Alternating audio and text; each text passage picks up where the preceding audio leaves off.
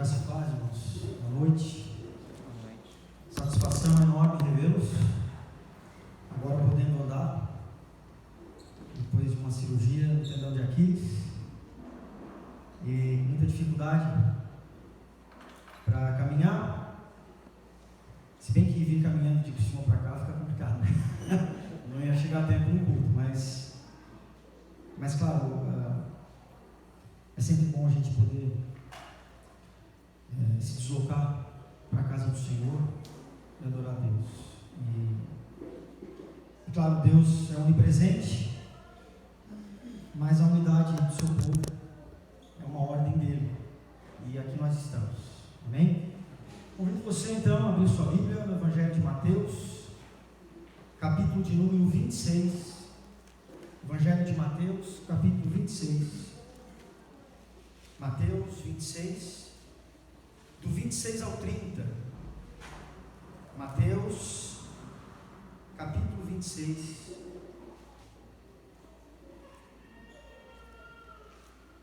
do 26 ao 30. Evangelho de Mateus, capítulo 26, do 26 ao 30. Diz assim a palavra do Senhor, que inspirou o evangelista Mateus, que escreveu: enquanto comiam, tomou Jesus um pão e abençoou, partiu e o deu aos discípulos, dizendo: tomai, comei, isto é o meu corpo. A seguir tomou um cálice e, tendo dado graças, o deu aos discípulos, dizendo: bebei dele todos, porque isto é o meu sangue, o sangue da nova aliança, derramado em favor de muitos, para a remissão de pecados. E digo-vos que desta hora em diante não beberei deste fruto da videira, até aquele dia em que o hei de beber novo convosco no reino de meu Pai. E tendo cantado um hino, saíram para o monte das Oliveiras. Amém. Vamos orar mais uma vez? Bondoso Deus, graças te damos pela tua palavra, Senhor. Fala conosco através dela.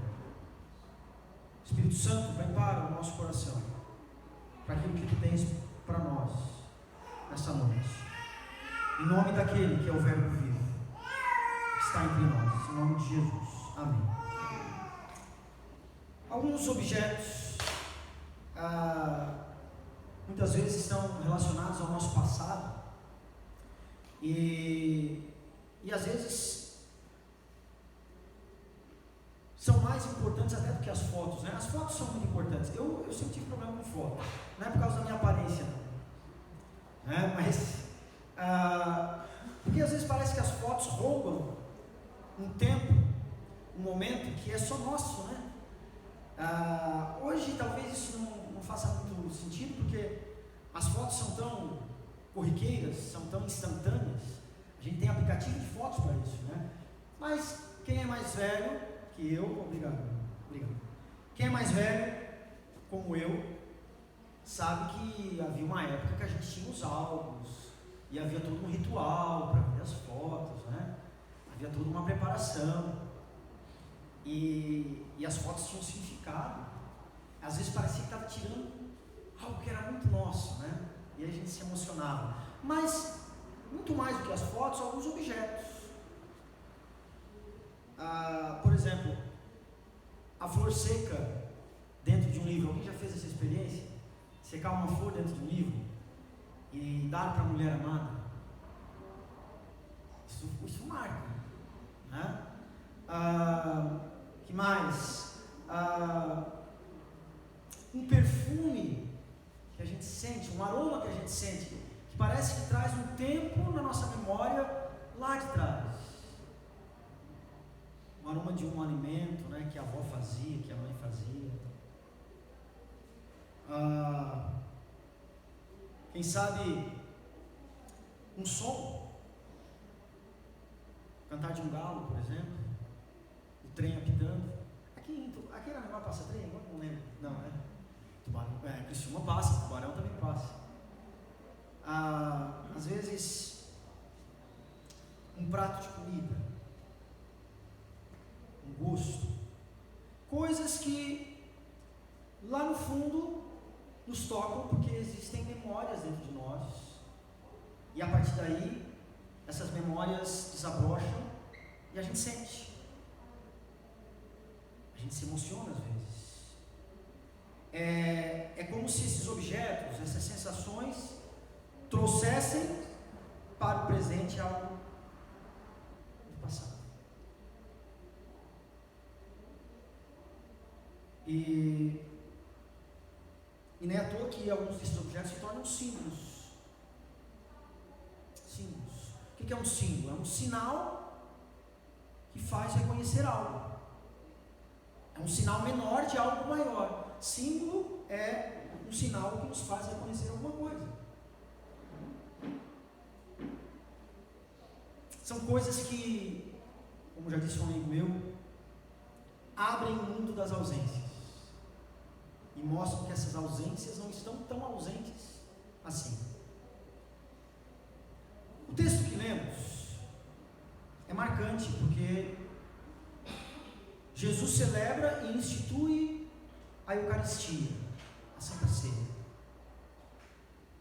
E ele manda que os seus discípulos, ele dá uma ordem para que os seus discípulos a celebrem e continuem celebrando essa ceia em memória dele.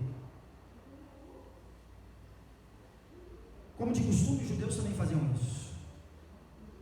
Só que na festa judaica de Páscoa havia 4 cálices e 3 momentos em que havia não só o momento de comer o pão, mas também comer outras coisas. O pão com harosete, né, que é um doce, as ervas amargas, as ervas já não tão amargas, mas temperadas com salmoura, enfim, havia todo um ritual. Jesus pega um momento desse ritual da Páscoa judaica e faz algo novo. Ele pega o pão e o vinho, ele dá graças, como os judeus também davam graças. Inesperadamente ele torna o pão e o vinho sinais, símbolos da sua pessoa. Jesus pega o pão e o vinho e diz: olha, esse pão e esse vinho são sinais da minha pessoa. Celebrem isso e lembrem-se de mim, até que eu volte. Por isso que o pão e o vinho, que nós vamos ter o privilégio de participar daqui a pouco, o pão e o vinho se tornam símbolos, têm valor simbólico, porque o próprio Jesus diz isso.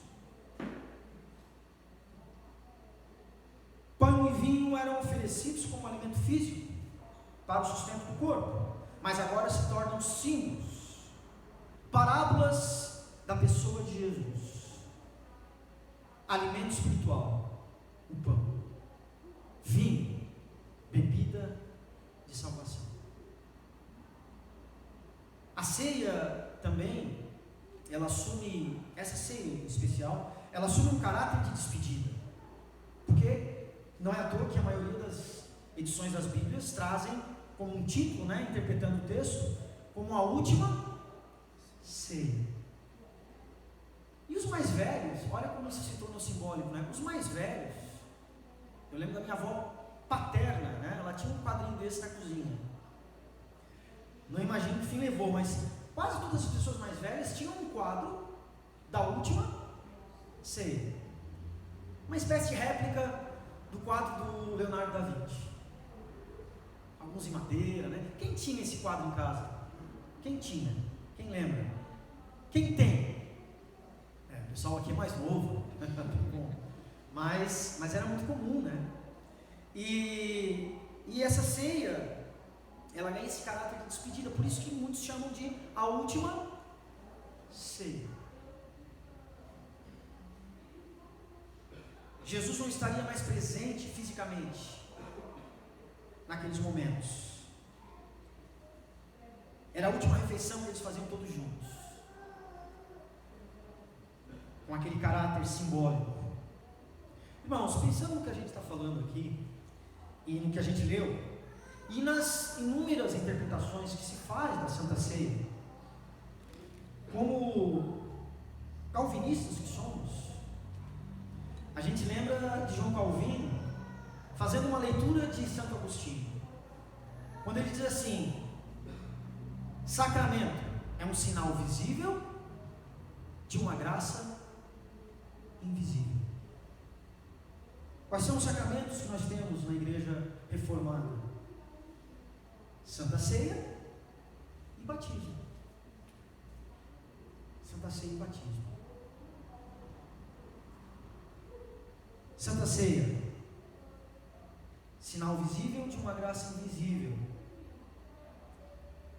mas também é sinal visível de uma ausência, a ausência física de Jesus, porque a gente não corrobora com a ideia de que miraculosamente o pão vira a carne e o cálice vira o sangue. A gente não corrobora com isso. A gente acredita na presença espiritual de Jesus e nesses elementos como sinais de Jesus, do corpo de Jesus, do sacrifício de Jesus. Mas o que isso causa em nós? O que isso causa em nós? Bom, a Santa Ceia é um sinal visível de uma ausência que nos dá saudade. Estava falando de saudade agora há pouco, né? Nos causa saudade, né? A saudade de algo que a gente não experimentou, como os apóstolos, né? Os futuros apóstolos, mas que de alguma maneira vem até nós. A saudade para o cristão não é somente o desejo do reencontro. Essa palavra é muito bonita, né?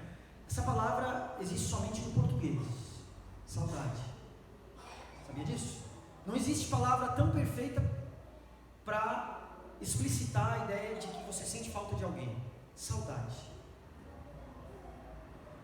A Santa Ceia gera em nós, nos causa saudade. Mas a saudade para o cristão é a certeza do reencontro. É o desejo, é a vontade e a certeza do reencontro. Não é o que Jesus diz? Não é o que Jesus diz no versículo 29? Alguém lê para nós o versículo 29? Mas, isso, vai lá. Desta hora em diante, não beberei desse fruto da videira, até que aquele dia terei de beber novo convosco no reino do meu Pai. Jesus está dizendo isso. Vai ter um novo encontro. Até lá, a gente experimenta a saudade. A Santa Ceia é um sinal visível de uma ausência que nos causa saudade. Jesus, antes da sua partida, instituiu um memorial de saudade, ceiou com seus discípulos, seus seguidores, e após a refeição lhes disse: eu vou me separar de vocês, mas a gente vai se reencontrar. Em Lucas, texto correlato a essa passagem, tem uma expressão dita por Jesus muito interessante, que é omitida por Mateus, mas Lucas faz isso de modo explícito: fazer isso em memória de mim. Eu e a Michele, nós somos professores de história, somos historiadores, e tem um historiador que a gente estuda, que talvez tenha sido o maior historiador do século XX, morreu na Segunda Guerra, pelos nazistas, Mark Bloch. Já li muita coisa desse historiador, e ele diz uma coisa interessante sobre os cristãos. Ele diz assim: o cristianismo é uma religião de historiadores. O cristianismo é uma religião de historiadores, porque lida com memórias, e memória é aquilo que você sente e lembra, e que necessariamente não experimentou em algum momento no passado. É possível lembrar de coisas que a gente não viu. É possível lembrar do Egito sem ter vivido há 5.000 anos atrás. As pirâmides estão lá. É possível lembrar de Cristo, ter memória sobre ele? Participando da ceia e tendo saudade, o desejo e a certeza do reencontro. Saudade nada mais é que o vazio doloroso que fica no lugar de onde outrora existiam objetos de amor. Fico imaginando Pedro, João, fico imaginando André, a imensa saudade que eles tiveram do Mestre, daqueles 3 anos de caminhada, ouvindo a voz audível de Jesus, mas que depois da ressurreição, depois da assunção aos céus, já não experimentaram mais. Talvez os seguidores tenham ficado tristes, talvez a saudade muitas vezes traz tristeza, a gente sabe disso. Mas ao mesmo tempo eles tinham motivos para estarem alegres, porque ansiavam pelo retorno do Mestre. Está aí uma coisa que os cristãos não se preocupam mais: o retorno de Jesus. A gente planeja muitas vezes o ano, o mês, a semana, mas a gente nunca para pensar na iminente volta de Cristo. Como diziam os teólogos, né, de antigamente, a parousia. Mas é uma coisa que a gente acredita nisso. O cristão acredita nisso. E deve esperar isso com zelo, com essa vontade do reencontro, né? Essa ceia que nos gera um desejo do reencontro marca a nossa vida como a fala de um personagem lá do livro Grande Sertão Veredas, do Guimarães Rosa. Ele cria um personagem, o Riobaldo, né? O Grande Sertão Veredas é um baita de um livro da literatura brasileira, e o Riobaldo diz assim, tem um momento que ele diz assim: tem horas antigas que ficaram muito mais perto da gente do que outras de recente data. A Santa Ceia é uma delas.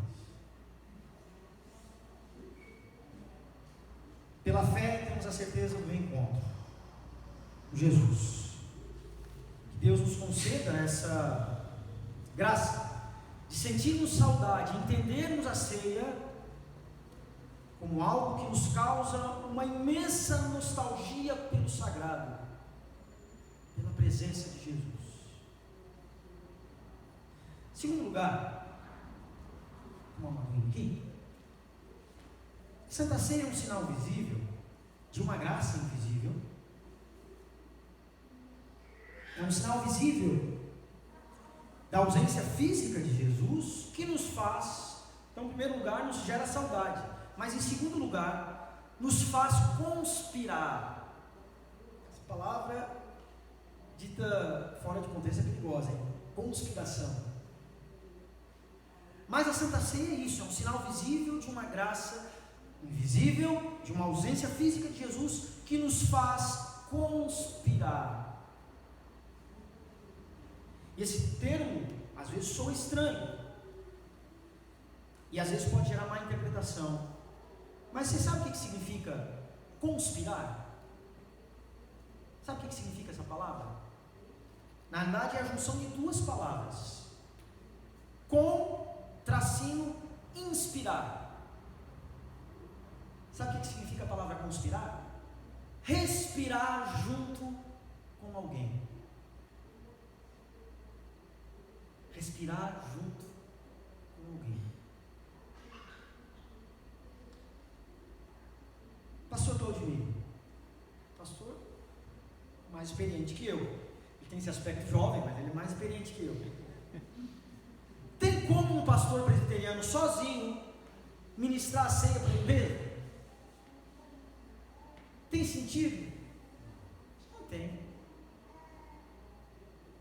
Faz sentido onde estiverem 2 ou mais.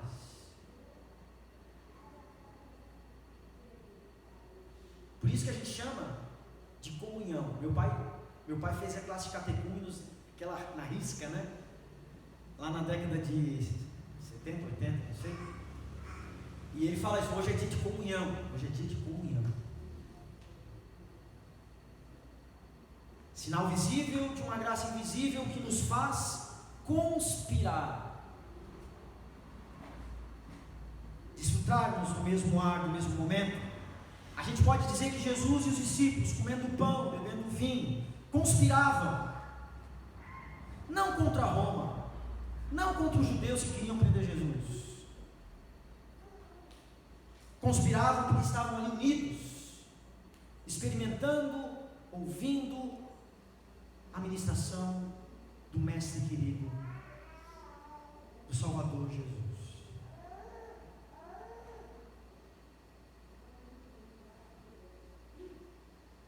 A maioria deles tinham os mesmos ideais, nem todos. A gente sabe que Judas estava no meio dessa galera. Judas estava junto aí. Mas todos estavam celebrando a presença de Cristo, as palavras de Jesus, se sentindo tocados por Jesus enquanto ele lavava os pés de cada um dos discípulos antes de ministrar a ceia, porque a gente sabe que teve isso, e falava, e o som da palavra de Jesus se propagava pelo ar, e eles conspiravam do mesmo ar, das mesmas ideias que brotavam do coração de Jesus. E aí eu pergunto para os irmãos: a igreja tem 2024 anos, ela teria sobrevivido sem a Santa Ceia? Porque está aí uma coisa que os cristãos fazem desde aquela comunidade embrionária que estava reunida com Jesus na última ceia, a Santa Ceia, a Eucaristia. A igreja teria sobrevivido? Eu respondo: não. Por isso que Jesus a instituiu. Os cristãos, os primeiros cristãos, celebravam a ceia todo domingo. Depois, por economia, variando um pouquinho. Aqui acho que é uma vez por mês, creio eu. Não só economia, mas por praticidade. Mas, por exemplo, a Igreja Presbiteriana da Escócia, ela celebra por ano uma comunidade local de 4 a 5 vezes. É um evento extraordinário. Quando eu estive lá, eu até falei para o meu companheiro, meu amigo, pastor Drauzio: mas é pouco, hein? Pouco.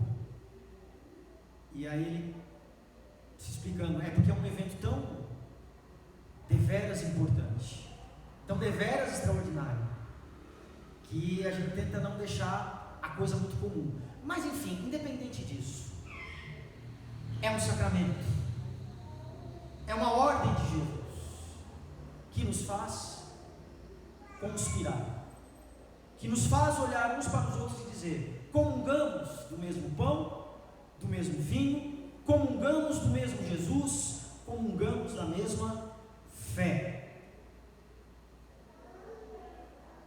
Somos conspiradores, olhando para esse mundão,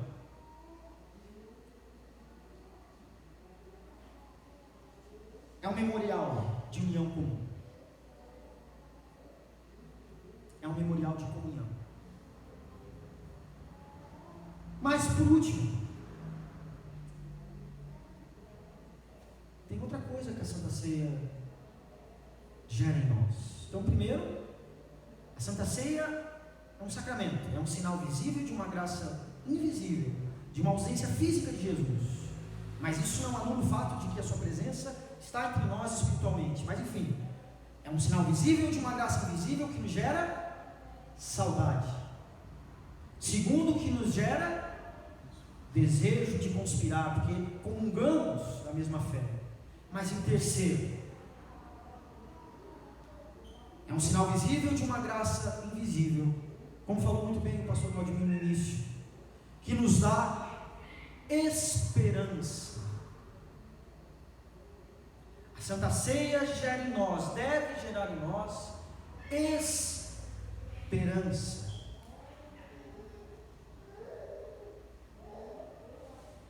Em quase todas as épocas do cristianismo, um pouco diferente a nossa agora, mas em quase todas as épocas do cristianismo, os cristãos acreditaram e acreditavam que Jesus viria enquanto eles estivessem vivos. Os apóstolos acreditavam nisso. Isso não aconteceu. Perderam a esperança? Se foi a esperança gerada por aquele que instituiu a ceia, não. Se é uma esperança fruto de um construto da nossa mente, ela se esvai. Fazendo a leitura do texto, a gente vê ali um pouco da esperança escatológica. No versículo 29 a gente leu, que é a esperança no fim, a esperança no retorno de Cristo, a esperança no reino de Deus, que é óbvia na leitura, não é isso? Versículo 29: até aquele dia em que hei de beber novo convosco no reino de meu Pai. Mas a esperança aqui não é só no além.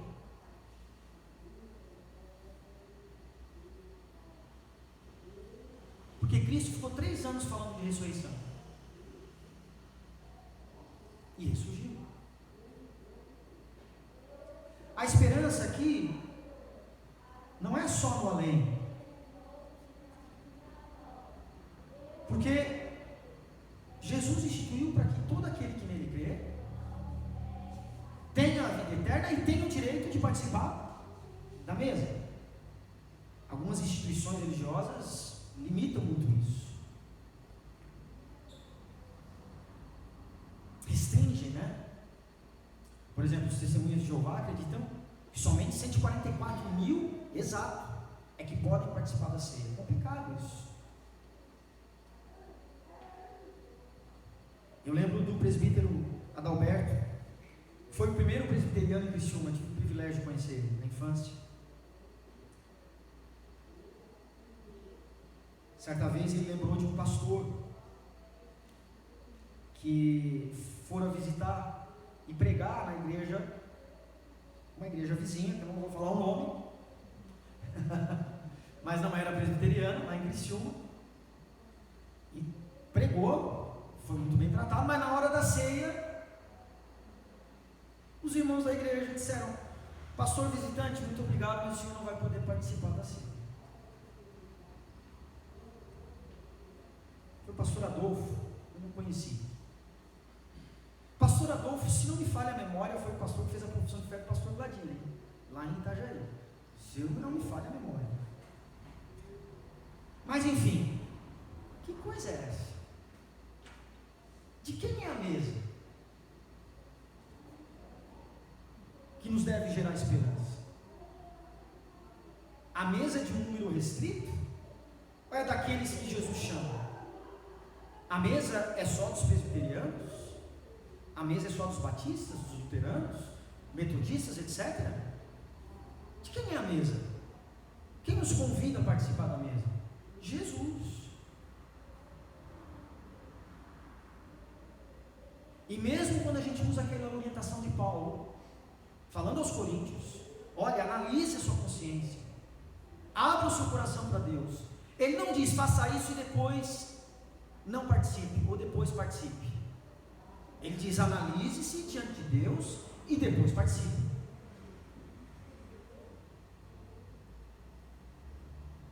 Deixa eu fazer uma pergunta teológica aqui para você. O que Jesus tinha na cabeça quando deu o pão e o vinho para Judas Iscariotes? Porque ele deu. Aliás, Jesus deu o pão e o vinho e fez questão de dizer isso para alguns discípulos. Olha, aquele que vai me trair vai ser aquele para quem eu vou dar o pão. Lembra disso? Quando a gente participa da ceia, essa mesa é do Senhor, é a mesa mais linda que existe. E quanto mais gente melhor.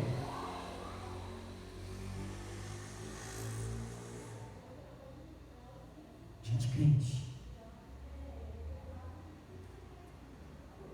Participar da ceia não salva ninguém, irmãos. Nem ser batizado não salva ninguém. Quem salva é Cristo, é o Espírito Santo. Mas nos gera muita esperança. É olhar para uma igreja e dizer assim: olha, cabe mais. Eu acredito que aqui em Araranguá, nessa igreja, cabe mais. E se Deus quiser, Jesus vai chamar mais para participar dessa ceia. Essa é a nossa esperança. Mas é uma esperança também que tem a ver com pão, com vinho, com alimento, porque pão sinaliza o quê? Sustento.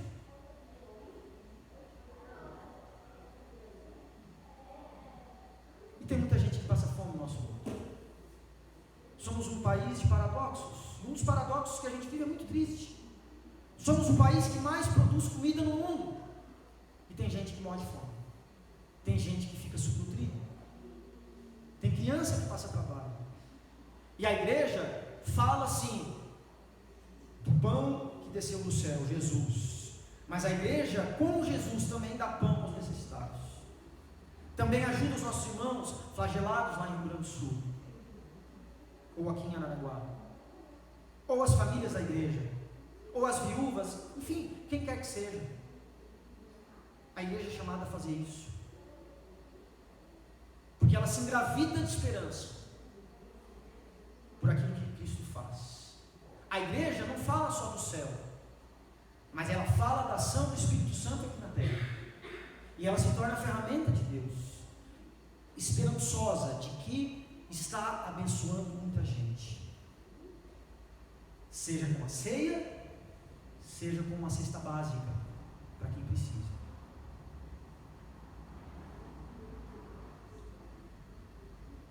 Eu ouvi uma pregação uma vez e concordo e sinto da mesma forma. Já experimentei isso, infelizmente. Tive que chamar o conselho para a gente conversar, o conselho da igreja que eu pastoreava. Mas é complicado você participar da ceia sabendo que tem irmãos seus passando fome em casa. Cadê a nossa esperança de transformação do mundo? A igreja não prega só o céu, ela prega a ação de Deus no aqui e agora. E muita coisa no aqui e agora pode ser restaurada, a começar pela nossa vida, a começar pela vida de muita gente. Santa Ceia, sinal visível de uma graça invisível que nos dá esperança. Falar sobre ceia não é muito fácil, irmãos, porque existem várias interpretações de vários irmãos cristãos. Mas a palavra sacramento, como também nos traz aí um alerta muito interessante de João Calvino, a palavra sacramento deriva de uma palavra que tem a ver com o mistério de Deus. Mistério de Deus. Sacramento não é para ser entendido pela mente humana, não. É um mistério de Deus. Sabe qual é a resposta que eu daria para você com relação a por que Jesus deu o pão e o vinho para Judas Iscariotes? A resposta que eu daria para você, usando a ajuda de Calvino: mistério de Deus. Agora fique alerta. Se nem Jesus negou o pão e o vinho para Judas, quem é você para ficar analisando o irmão aqui e acolá? Cada um avalia a sua consciência diante de Deus e depois participe da ceia. Que essa ceia do Senhor, essa mesa sublime, que já tem um significado no seu próprio existir, gere isso na nossa vida, na nossa caminhada. Gere em nós o desejo e a certeza do reencontro com Cristo. Gere em nós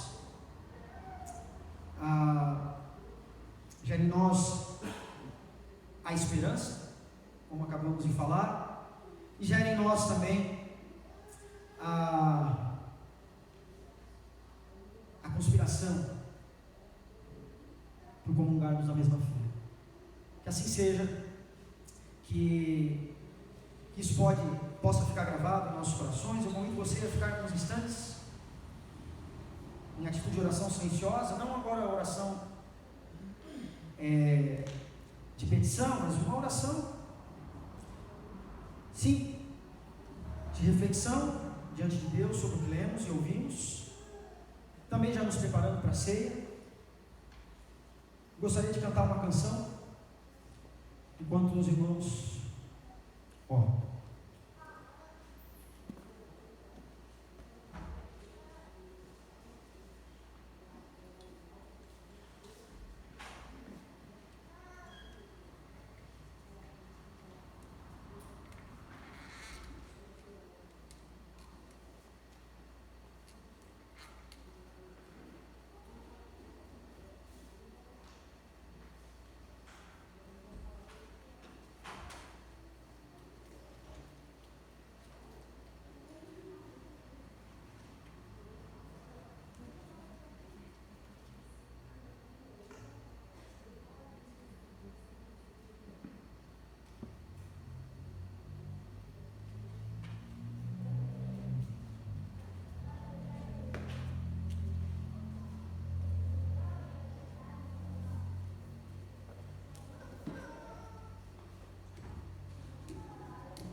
Você sente,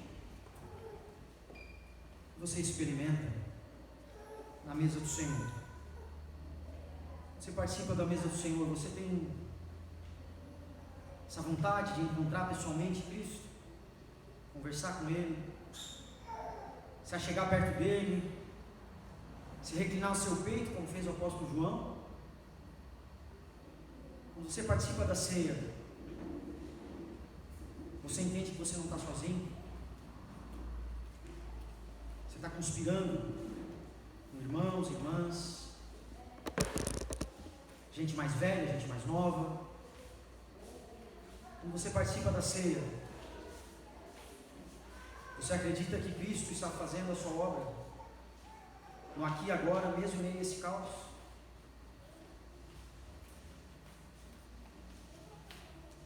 Essa minha oração é que assim seja.